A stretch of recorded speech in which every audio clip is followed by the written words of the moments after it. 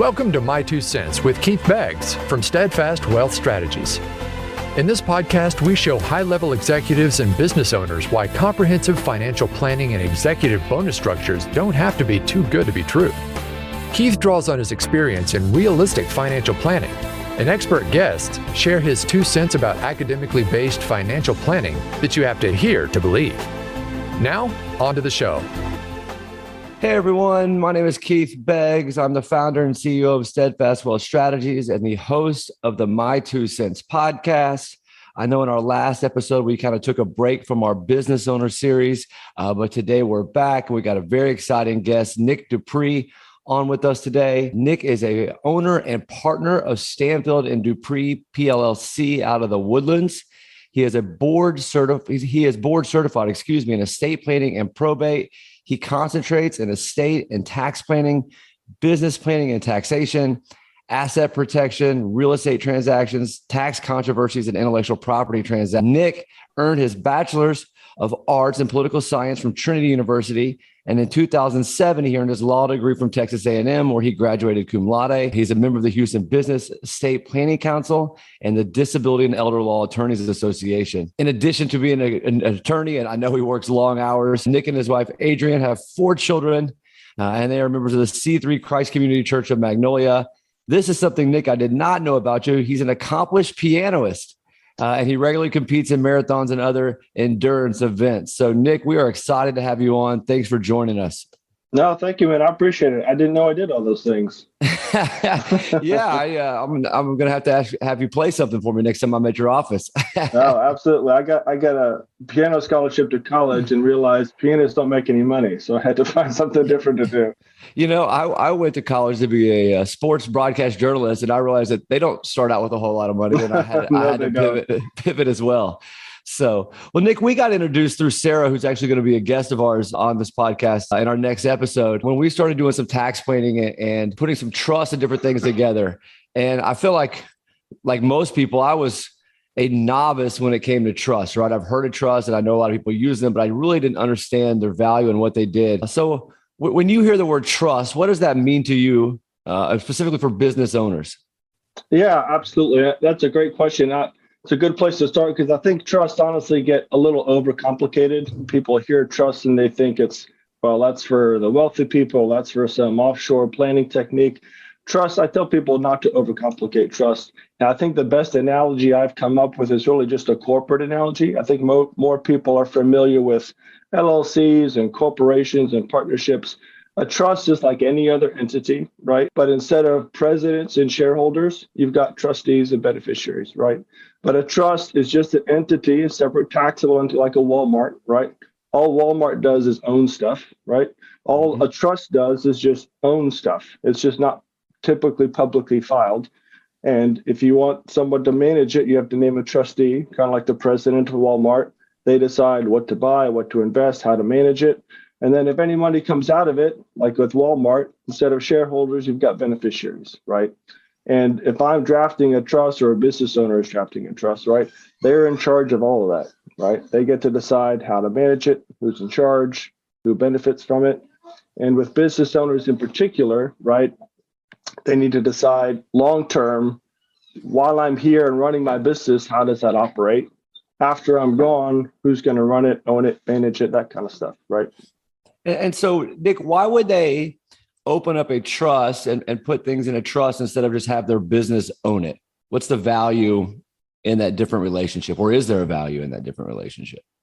Well, sure. And so from a business owner standpoint, trusts work largely on the asset protection and estate planning side, right? Yeah. So I think on the estate planning side, right, the kind of basics, who gets my stuff if I'm dead, what happens if I'm incapacitated, what about asset protection and taxes? And so, if I don't have a business, I tell clients, well, let's run through those things and think about what happens with all your assets. With business owners, I tell business owners, run through that process personally and run through that with just your business, right? So if I'm dead tomorrow, who owns and controls that business? And then who manages it long-term, right? And a will just doesn't get you there. right? If I own a business, right, I don't have time to wait for probate or beneficiaries or kids to fight it out and worry about it. I've got an operating entity, right? Gotcha. So the primary benefit on the trust side to me for businesses is I need continuity, right? And I need management and control to keep going when I'm gone. So that's the primary benefit. And you and I, for you in particular, and some of Sarah's clients that y'all will chat next week, it's just the tax piece, right? Yeah. It is deciding when and how I want to recognize those taxes. Right. And so by flowing things through a trust, you can control the taxation on an annual basis. Absolutely. Much better, almost to the dollar amount. Yep. Which I found a lot of dollar in. And then, now, Nick, as we've moved more and more into the business owner space and doing the premium finance cases, you kind of touched on this. One of the things that we're now sending a lot of people your way to, one is to set the trust up to own those life insurance policies. But then second, they now have a large lump sum of money that could be very dangerous to children in a lump sum if something happens to them. And so just speak real quickly on just the control trusts give you when you're gone in terms of your assets and how your kids can get them and why that's so important if you're starting to look at some of the premium finance things that we're doing. Well, absolutely. That's a great point. One of the there are a million different kinds of trusts. Attorneys have a million different names for trust, but one of the primary benefits is, if you're not worried about asset protection or taxes, it's that post-death control, right? Really the only way that I can control my assets after I'm dead is a trust. Right. And so go back to that basic foundation, trust, trustee, beneficiary. When I write those words on paper, when I draft those trusts, I get to decide who the trustee is, who the beneficiary is, how long they manage it, when and how to make distributions. And I can make that last for my kids' entire life, for their grandkids' life. And so if I'm crying, most business owners are concerned about what I hear. Number one is control. And number two is legacy, right? I've built this thing my entire life. I don't want it to just drop off when I drop dead, right? Most people, myself in particular, I've got a law firm. When I build this for the next 20 years, I don't want it to just go to waste. I'm building it largely for my kids and my wife and my family. And so I want that, and I don't want them to just cut a check and waste it the next day on some Ferrari, right? Or whatever it is. Hopefully I've done a better job with my kids. Yeah. But on that sense, I can decide, a certain amount per year, or only if you get an education, or only if you work in the business. There are so many different ways that I can, or a business owner can decide how and when to use that property after they're gone. So the control piece is what we hear the most. And taxes and asset protection are great, but how do I prevent my kid, that third generation, which is typically where stuff falls off, from not, killing themselves with the money I earned? Right. And so would you say that when a lot of companies engage you, when they sit down, are they doing more of that right there, the estate and the exit strategy planning, or do you say maybe you're getting more engaged more on the tax side of business, where it's kind of all encompassing? That's a good question. Honestly, most of my business owners engage me on the tax side, right? Because as their business starts to grow, just like anyone, like even if you don't own a business, as you get successful and start paying your taxes, you get that first tax return and you're like, wait a minute. Wait, what? I have to pay how much to who? And so we get in there. But honestly, most business owners do not think about the exit strategy, the estate plan. And I will bring that in and say, listen, the tax piece is pretty easy to knock out. But realistically, if you are incapacitated tomorrow, how does this business keep running? So are your powers of attorney updated? Let's get a trust in place. And after you're dead, who owns what? Or if you have a partner, is there a buy-sell agreement in place, right? How are you making sure this business runs as long as you want it? Or I have business owners say, well, if I'm gone, the business is gone. Okay, great. But there's still a transition that has to happen. There's still contracts that have to be. You've got employees, contractors, vendors. Someone's going to have to come in and run that. So let's have a serious conversation about, do you care about your business? You care about your family? Well, there's a gap here because you're not thinking about the most important part of it. Right. I think we struggle when we talk to a lot of these guys and gals as well. As it's hard for them sometimes to get outside of the business.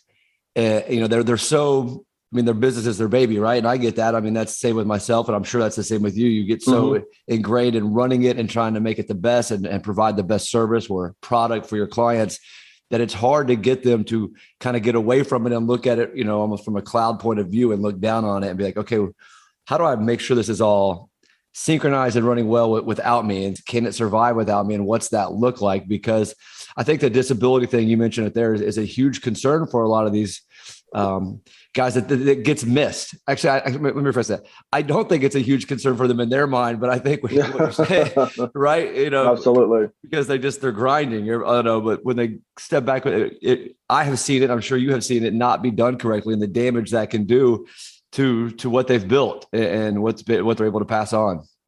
Well, yeah, absolutely. And you had a couple of podcasts ago, a business coach on that to me sometimes is the value of when we will bring in the business coach to say, okay, if you drop dead or incapacitated, what happens? And they're clueless. Like, well, yeah. So how do we create redundancy? How do we make sure you're not the go-to for every single thing? How do we delegate certain things? And again, back to that control piece. I mean, it's fun to talk about control and do things, but realistically, you cannot control everything. So how do we get business owner comfortable with, okay, how do we delegate when you're here? After you're gone, it's okay not to do every single thing all the time. And Nick, what does that process look like? So a business owner is either referred to you, right, or has found you through some mechanism, and they're like, man, I don't have this taxation piece where, maybe they're listening to this podcast. They don't have the taxation piece, where they don't have that legacy or exit strategy kind of planning. So, what does that, give them an idea of what that process looks like from when they meet with you until they kind of get that stuff set up? Is it a long process? Is it? Yeah, for a motivated business owner, it's really not that difficult. I say motivated because to get them to this point, they've probably thought about it for 3 to 5 years before they finally set that appointment with the attorney. And then they think, well, I set the appointment and I did that. Let's wait another year or two to implement. But realistically, I mean, you can knock most of that stuff out in 30 to 60 days. But the process to me looks like, let's sit down for an hour. Let's talk about what your current structure looks like. And when I say structure, I don't mean just the legal side of, hey, are you a corporation? Are you an LLC? Where are you registered? But internally, right? Who are your owners? Who are your officers? What's your organizational structure? And then let's move into, okay, kind of like we've been talking about, what happens if this person drops dead? What happens if you drop dead? What happens if so-and-so is disabled? And then honestly, I mean, taxes are overcomplicated and there are hundreds of thousands of pages of tax code. But there are certain strategies that are fairly easy to implement and walk through. And I don't say it's a sell, but that's the easiest piece to explain to clients, because you just say, hey, here are all these structures, and whether they understand the trust or not, they understand, oh, I'm paying 50% less in taxes. That's great. But then getting them to think about, well, I don't want to think about dying. I don't want to think about them. And honestly, I'll tell you, the most motivating piece for a lot of people is if you bring their spouse in, right? The non-CFO spouse is like, yeah, he's not worried about it, but I'm worried about it for me and my kids and whoever, right? Right, because they're going to be dealing with the loss of a loved one, right? And then if they have a company that's not properly structured or not prepared, then you add that onto a time that is already uncomfortable and rough. And honestly, what you see is the value of the business falls off really bad. Yep. And so then they're not going to be able to get the full value of the business if they haven't set this up right, because they're going to be selling a distressed asset. Absolutely. It's going to be unorganized, and no one's going to be in charge, and no one's really going to want to be in charge because she's not going to want to be dealing with it, or he, vice versa, in that regard. So, well, yeah. And the employees or contractors are not going to deal with his wife, who's never been in the business. So, or whoever it is. Right. Do you see most companies have buy-sell agreements set up? No, I would say 85 to 90% of people do not. Really? Business owner. Yep. I mean, it's easier to explain or pitch, so to speak, when there's a partnership, right? Because it's, I don't want to do business with your spouse or your kids. And so people can kind of think about it, or how do we fund it with life insurance or value it, right? For the single owner business, or, I own 90% of it, it's a harder discussion, right? Not only to figure out a strategy, but think through like, well, who's going to buy it? Well, how am I going to get rid of it? No, I don't have a partner. Like that, there are plenty of options for a single owner business, right? Third party employees, or just maximizing the value. So to your point, even if she's just coming in to close out contracts or find a buyer, she's getting maximum value. I keep saying she, but the spouse gets maximum value for whatever, you have built over the last 40 years or whatever it is. Right. And you kind of mentioned it there. One of the not conundrums, but the hang up with a lot of this stuff is the cost of the insurance, right? No one wants to do that. And that's where some of the things that we've been able to bring to the table. And, I know you've got some visibility of what we're doing now for individuals with the Cool Springs design and financing. The premium financing is phenomenal. And there's so very little reasons not to do that to me these days. I don't want to sell your product or pitch it, but for the business owner, to your point, is like, I want to pay less taxes. I don't want to pay for it. Like, I want to do a lot of marketing, but I don't want to pay for it. Like, okay, well, very few things I can promise that you're not going to have to pay for or do. But listen, I'm going to get you this giant lump sum of things and guaranteed income, and you're not going to have to come out of pocket for it hardly at all. Right. So. Right. And it goes to your point of cash. For that single business owner, right? How do I make sure I get the value of my business? Exactly right. Because it's going to be typically you are the business, right? In those situations. So without you, there isn't really the business, but that's kind of what you spent your time and effort and money to build on to live off of. And so you've got to have some protection there. Nick, what are some other maybe pitfalls or some areas of concern that you see when you look at typical businesses from an attorney perspective in terms of maybe structure for legalization purposes or different things that you just see? Like, what are some common maybe mistakes that you see in some of these? Well, in addition to the estate planning piece, like those buckets, the I'm dead, I'm incapacitated, the tax, is kind of that asset protection piece and separating liabilities, right? I mean, it's highly dependent on what kind of business you have, but a lot of people have corporations instead of LLCs or instead of limited partnerships. And so I think what a lot of people miss is just that additional layer of asset protection, whether it's just carving off a high liability asset into another LLC and leasing it back, or just making sure that we don't have, I met with a client the other day who's got, 6 rental pieces of property, 3 are commercial, 3 are residential, but they're all in one big bucket. I'm like, well, there's different liabilities with the commercial property than a residential property. If someone, a lot more people coming in and out of that commercial property. So it's just a matter of, hey, why don't we just carve this off into a different bucket? You're still in control. It's still you. Nothing really changes. But now if someone does something stupid on commercial property, I'm not putting at risk this $2 million bucket of residential property. And the business, any business has those built into it, right? Like a trucking company, let's separate the vehicles out because that's, rolling liability. I don't want to mix that with all this accounts receivable and cash that you've got sitting in this big bucket. And neither do your employees, right? So or if you've got a staffing company, let's separate out. Let's identify what's creating the liability, what's got the liability, and make sure we're structured appropriately. So a single lawsuit doesn't unwind 20 years of practice, right? Yeah. So a lot of clients have all their liability in one bucket when they could carve that out to protect other pieces of their business. Yeah. And it's the same thing as you were chatting about, the kind of once business owners get going, they don't want to plan or think about like, oh, I got to think of a new name for an LLC and I got a new stationery. It's like, I hear the weirdest things that will prevent people from doing I tell, like, listen, an LLC is $1,000. That is super cheap insurance, basically. Yeah. You're ensuring that none of this cash mixes with any of this property, and it's just a different bank account that you're going to operate out of. I'm not going to lie, having to come up with all those entity names was a stress. Absolutely. Absolutely. I was like, oh man, how do I come up with all these? So Nick, tell me your typical client. What size business do you kind of have that you would say is your kind of go-to or that you guys fit really, really well with? Yeah, I would say small to mid-sized businesses, revenues of $5 to $25 million. I would say we cap out, we're a smaller firm, so we cap out at about 50 to 60 million total. I'm happy to help anyone under, but it's got to be a good fit. We've got to provide value, and I'm happy to meet with anyone just to give them structure, but that's kind of our bread and butter. And Nick, if someone wanted to reach out to you, that's listening to this, how would they do that? What's the best way to get in contact with you? We email or phone. All of our contact is on the website. So 24-hour response policy, phone or email. So if you reach out, we'll respond to you. Just tell us kind of what you're looking for, what kind of business you run. We're happy to help. Excellent. Well, Nick, I appreciate you coming on. As I mentioned at the beginning, Nick has been a great partner for us. We found him a couple of years ago, and he has helped myself and my family out greatly in my business. And we have gladly referred over a number of clients to him, and actually planning on doing a lot more. So when I speak highly of him, it's not from no experience. So we know that Nick does great work, and that if you reach out to him, he understands his stuff, he works diligently, and he can put you in a better place. So Nick, thanks for coming on. I really appreciate it. Thanks, man. I appreciate it. Have a good Easter. All right, man. You too. And thank you guys for listening. We'll be back in the next couple of weeks with another episode of the My Two Cents podcast. My name is Keith Beggs. I'm the founder and CEO of Steadfast Wealth Strategies. If you need to reach me, the number is 832-506-9034.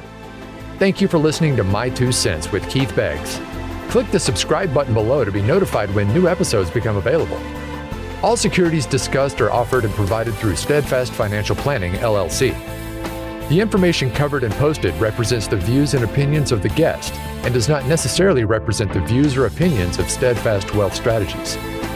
The content has been made available for informational and educational purposes only.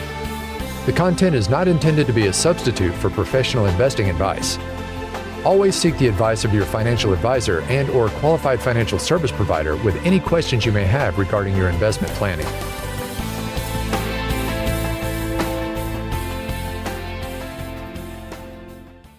This podcast is not intended to provide specific investment, financial planning, tax, or legal advice. It is intended for educational purposes only. Please consult your tax advisor, financial advisor, or legal professional for specific advice on your specific situation.